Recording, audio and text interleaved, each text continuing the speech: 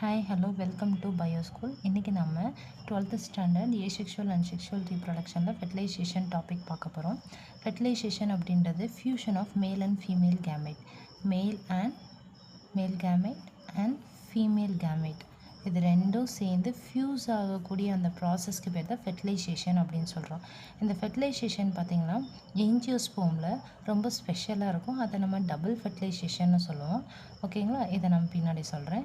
அடுத்தது இதில் நம்ம பார்க்கக்கூடிய முக்கியமான topic events of fertilization process நடக்கும்போது என்னென்ன ஸ்டெப்ஸ் நடக்கும் அப்படின்னு சொல்லிட்டு இப்போ நம்ம கிளியராக பார்க்க போகிறோம். ஓகேங்களா, இதில் first step germination of pollen to form a pollen tube in the stigma.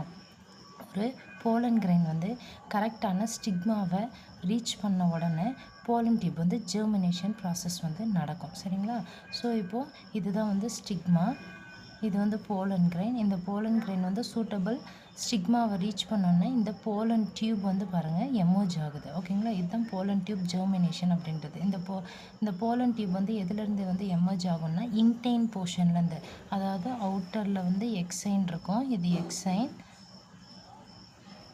இந்த எக்ஸைனு உள்ளே வந்து இன்டைன் லேயர் இருக்குது. அந்த இன்டைன் லேயரில் இருந்து வெளியில் வந்து இந்த போலன் டியூப் வந்து எமர்ஜ் ஆகும்.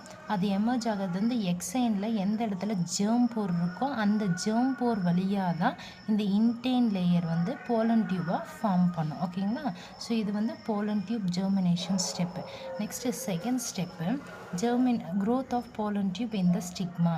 ஸோ இப்போ வந்து ஜெர்மினேஷன் ப்ராசஸ் ஸ்டார்ட் ஆகிடுச்சு. இப்போ ஸ்டிக்மாக்குள்ளார இந்த போலன் டியூப் வந்து என்ன நடக்கணும், உள்ளே என்ட்ரு ஆகணும். ஓகேங்களா, இது வந்து செகண்ட் ஸ்டெப்பு. இந்த செகண்ட் ஸ்டெப் நடக்கும் பொழுது பார்த்திங்கன்னா கொஞ்சம் கொஞ்சமாக போலன் டியூப் டெவலப் ஆகி ஸ்டிக்மாலேருந்து அடுத்தது ஸ்டெயில்குள்ளார ரீச் ஆகும். ஸோ அதுதான் வந்து third step, growth of pollen tube in the style. ஓகேங்களா, இது தேர்ட் ஸ்டெப்பு. ஃபஸ்ட்டு ஸ்டிக்மாவில் என்ட்ரு ஆகுது, அடுத்தது ஸ்டெயில்குள்ளார என்ட்ரு ஆகுது. இந்த direction of pollen tube towards the micropyle of the ovule. So அப்படி க்ரோத் ஆகக்கூடிய அந்த போலன் டியூப் டைரெக்டாக எங்கே போகும் அப்படின்னா மைக்ரோபைலார் ரீஜன். ஓகேங்களா, ஓவியலினுடைய மைக்ரோபைலார் ரீஜனை போய் ரீச் ஆகும். ஓகேங்களா, ஸோ இப்போது இங்கேருந்து இங்கே அது ஸ்டிக்மாவில் அடுத்தது ஸ்டெயில், அதுக்கடுத்தது ஓவியூல்குள்ளார இருக்கக்கூடிய மைக்ரோபைலா எம்ப்ரியோ சாக் இருக்கு இல்லைங்களா, எம்ப்ரியோ சாக்கை ரீச் பண்ணும் மைக்ரோபைலார் ரீஜன் வழியாக வந்து என்ட்ரு ஆகணும். ஓகேங்களா, ஸோ அதுதான் வந்து அடுத்த ஸ்டெப்பில் நடக்கக்கூடியது. அப்படி என்ட்ரு ஆகிறதுக்கு யார் ஹெல்ப் பண்ணுவாங்க அப்படின்னு பார்த்திங்கன்னா இந்த ஸ்டைலர் ரீஜனில் இருக்கக்கூடிய ஒரு சில கிளாண்டுலர் செல்ஸ் எல்லாம் வந்து ஹெல்ப் பண்ணோம். அதை நம்ம நெக்ஸ்ட் கிளாஸில் பார்க்கலாம். இப்போது இந்த ஸ்டைலர் ரீஜன் வழியாக உள்ளே ரீச் ஆகி ஓவியூல்குள்ளார இருக்கக்கூடிய அந்த இன்டிக்மெண்ட்டுக்கு அடுத்தது ரெண்டு இன்டிக்மெண்ட்டுக்கு நடுவில் மைக்ரோபைலர் ரீஜன் இருக்குது. இந்த மைக்ரோபைலர் ரீஜன் வழியாக என்ன ஆகுது, இந்த போலன் டியூப் வந்து என்டர் ஆகுது. அப்படி என்டர் ஆகும்போது வர வழியிலேயே என்ன நடக்கும் அப்படின்னு பார்த்தீங்கன்னா இந்த 2 டைப்ஸ் ஆஃப் செல்ஸ் இருக்கு இல்லைங்களா, generative sell and vegetative sell. Generative sell nucleus இருக்கும், வெஜிடேட்டிவ் செல் நியூக்ளியஸ் வந்து ப்ரெசென்ட்டாக இருக்கும். இந்த வெஜிடேட்டிவ் செல் நியூக்ளியஸை நம்ம டியூப் நியூக்ளியஸ் அப்படின்னு நம்ம சொல்லுவோம். சரிங்களா, அப்போ அந்த ஸ்டிக்மாலேருந்து ஸ்டைலர் ரீஜனுக்கெல்லாம் பாஸ் ஆகிட்டு வரும் பொழுதே இந்த இடத்துல என்ன நடக்கும் அப்படின்னா இந்த வெஜிடேட்டிவ் செல் டியூப் நியூக்ளியஸ்ன்னு சொல்கிறோம். இந்த ஜெனரேட்டிவ் செல் வந்து மைட்டாட்டிக் டிவிஷன் நடக்கும். ஜெனரேட்டிவ் செல்லினுடைய நியூக்ளியஸ் இருக்கு இல்லைங்களா, அதில் மைட்டாட்டிக் டிவிஷன் நடந்து 2 ஸ்போமா வந்து டிவைட் ஆகும். அப்போது மொத்தம் 3 நியூக்ளியஸ் வந்து உள்ளே வந்து என்ட்ராகுது. 2 ஸ்போமு, ஒன்று வந்து வெஜிடேட்டிவ் நியூக்ளியஸ் வந்து உள்ளே என்ட்ராகுது. ஓகே, ஸோ இப்போது உள்ளே என்ட்ரானதுக்கப்புறமா இது வந்து என்னது ஓவரி, இது வந்து ஓவியலினுடைய ஸ்ட்ரக்சர் தான் போட்டிருக்கேன். இது இப்போ என்லார்ஜ் பண்ணி ஒன்ஸ் அகேன். ஓகே, ஸோ இது வந்து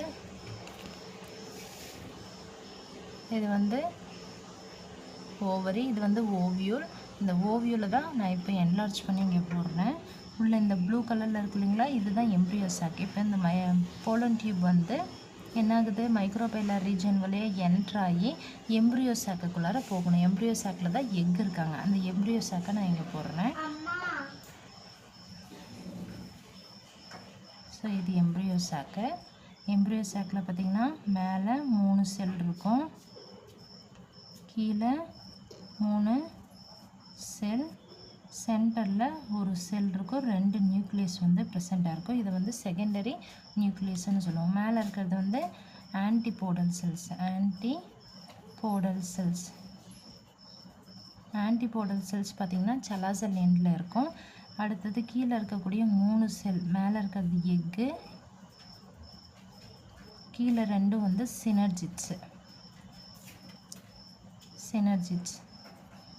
இந்த சினர்ஜிட்ஸ் வந்து எதுக்காக யூஸ் ஆகுது? இந்த போலன் டியூப் வந்து எக்கை ரீச் பண்ணுறதுக்காக ஒரு கைடாக வந்து யூஸ் ஆகும். ஓகேங்களா? இது கீமோட்ராபிக் சப்ஸ்டன்சஸ் வந்து ப்ரெசண்ட்டாக இருக்கும். கீமோட்ராபிக் சப்ஸ்டன்சஸ் வந்து இந்த சினர்ஜிட்ஸில் ப்ரெசண்ட்டாக இருக்கும். ஸோ இந்த எக்கில் பார்த்திங்கன்னா இப்போ இது எக்கு, இது செகண்டரி நியூக்ளியஸ். இப்போது அந்த போலன் டியூப் இருக்கு இல்லைங்களா, அந்த போலன் டியூப் வந்து உள்ளே என்ட்ரு ஆகுது. மைக்ரோபைலர் ரீஜன் வழியாக உள்ளே வந்து இந்த சினர்ஜிட்ஸ் வந்து என்ன ஆகும் அப்படின்னு பார்த்திங்கன்னா கொஞ்சம் கொஞ்சமாக டீஜெனரேட் ஆகும். இந்த வெஜிடேட்டிவ் செல் உள்ளே வருது இல்லைங்களா, அந்த டியூப் நியூக்ளியஸ், இந்த டியூப் நியூக்ளியஸும் டீஜெனரேட் ஆகிருக்கும். ரிமைனிங் இருக்கிறது 2 மேல் கேமெட்ஸ் மட்டும்தான் இருக்கும். இந்த 2 மேல் கேமெட்ஸும் இந்த ஒரு சினர்ஜிட்ஸ் வந்து டீஜெனரேட் ஆகிடுது. டீஜெனரேட் ஆன உடனே அப்படியே உள்ளே என்ட்ரு ஆகுது. உள்ளே என்ட்ரு ஆனோடனே ஒரு மேல் கேமெட் இந்த எக்கோட ஃபியூஸ் ஆகுது. ஓகேங்களா? அப்போது ஒரு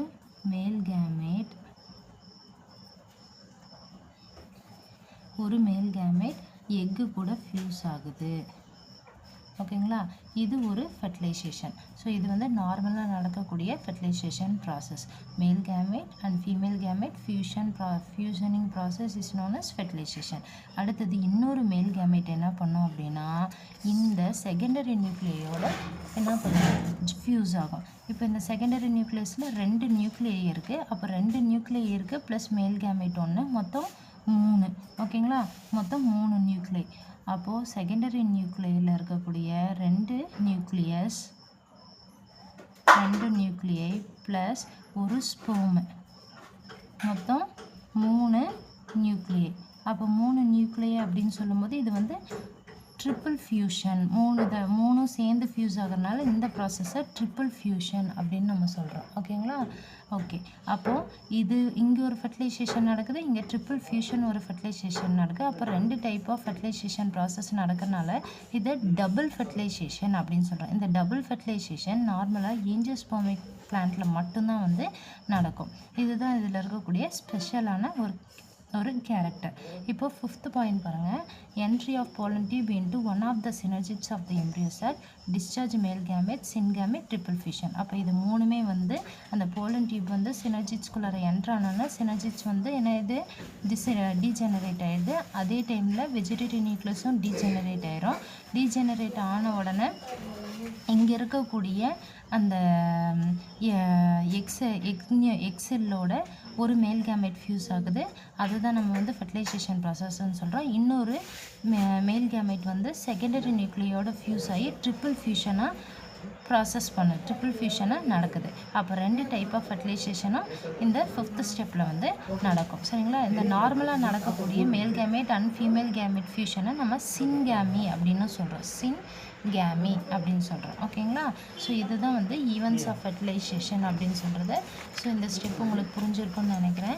இது 12th ஸ்டாண்டர்டில் ரொம்ப இம்பார்ட்டண்டான ஒரு கொஷின். இது ரொம்ப சிம்பிளாகவும் இருக்கும், ஈஸியாகவும் இருக்கும். என்னோடய கிளாஸ் உங்களுக்கு பிடிச்சிருந்துச்சுன்னா லைக் பண்ணுங்கள், சப்ஸ்கிரைப் பண்ணுங்கள் அண்ட் ஷேர் பண்ணுங்கள். தேங்க்யூ.